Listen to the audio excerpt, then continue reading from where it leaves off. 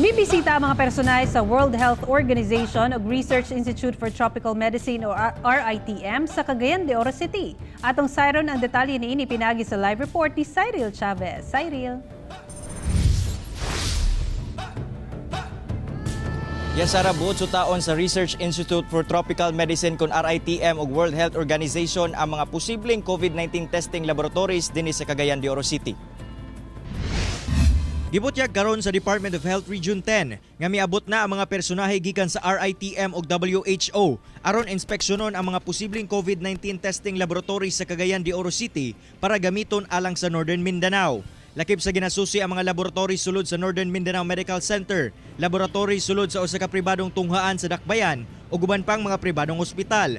Usa sa mga ginakonsidera mao ang TB Reference Center sa DOH-10 tungod aduna kini kapasidad sa pag-eksamen og airborne ug infectious diseases apan kinahanglan lamang kini dungagan og ubang ekipo aron masigurong ma-detect ang COVID-19. Ang atuan na lang kailangan i-work out diha is ang training sa staff and ang availability nato sa machine because so far ang machine sa TB lab dili pa siya compatible for COVID. Ginalihok na aron makakuha og mga ekipo nga kinahanglanon og matrain gilayon ang mga staff nga mo'y mangunay sa pag-eksamen sa mga swab samples nga magikan sa mga COVID-19 related patients. Samtang nagpahimangno ang DOH-10 nga bisan pa man nagakunhod na ang ihap sa mga PUI o PUM sa rehiyon, wala kini nagpasabot nga contained na ang virus.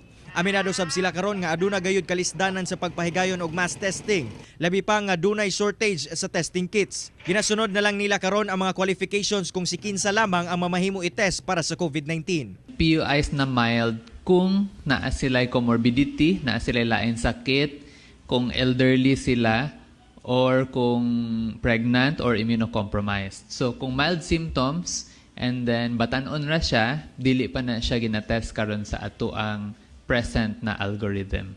Pero sa atong measure karon sa atong gibuhat sa Dakbayan nga nag-stay at home ta, isa na kapaagi nga maka-assure ta nga bisag wala sila gitest, kung nag-stay at home sila nawala pud gihapon ang COVID nga mga kaso sa atong syudad kung gisunod nila ang quarantine nga 14 days. Samtang gi-assess na sa mga representative gikan sa RITM, WHO ug DOH Central Office ang Biosafety Laboratory sa Zamboanga City Medical Center ug Diagnostic Laboratory sa Department of Agriculture Region 9 sa Barangay Tumaga, Zamboanga City aron himuong COVID-19 testing facility. Usa sa girekomenda ang laboratory sa DA Region 9 tungod kay duna kini mga makina ug gamit nga kinahanglan sa testing ug ang magdumala nini ang Zamboanga City Medical Center.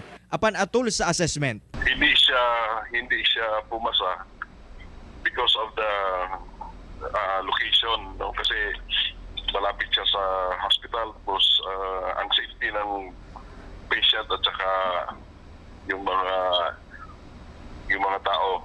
sa karon kinahanglan pang kumpletuhon ang ubang documentary requirements sa diagnostic laboratory sa DA ug orientation sa mga tawo ug setup sa ubang gamit hangtod Abril 20 una kini mamahimong operational.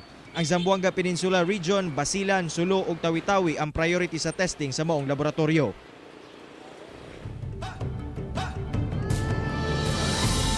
Sara dinhi sa Cagayan de Oro City magpadayon ang assessment nga ginahimo sa mga eksperto ug karong umaabot nga katapusan sa semana ilang ihatag ang kinatibuk-ang assessment sa mga laboratories nga ilang gipang-adtuan. Sara. Okay, daghang salamat, Cyril Chavez.